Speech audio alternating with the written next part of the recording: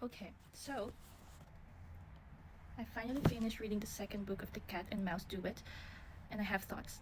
I actually finished reading it a couple of weeks back, and I tell you, I had to read two manhwas as a palate cleanser because I needed something lighter before proceeding to a different story, to a different book, because it's just too heavy for me, especially the second book. Like half of the second book is just pure trauma. And is it worth the hype? I must say yes, it is. Is it for everybody? Definitely not.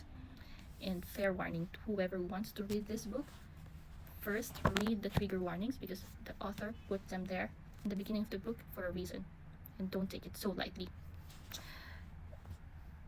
It's for me, it's just there's just a very fine line between dark romance and romanticizing abuse. It's just I'm not a writer, I'm just a reader, but as a reader, I feel like the author could have written those two scenes in the first book in a much better way. At least it should be consensual. There are lots of spicy scenes in the second book that are that are questionable, but at least they're consensual. And I mean, Zaid Meadows,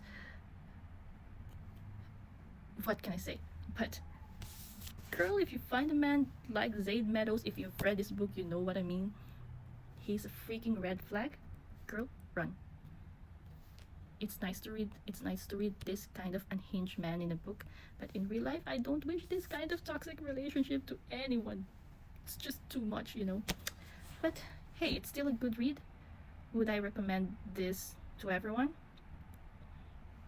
Maybe, but I would never reread this book, those especially the second book, because I usually reread all my books depending on my mood, but these two books I would not pick them up again and reread them.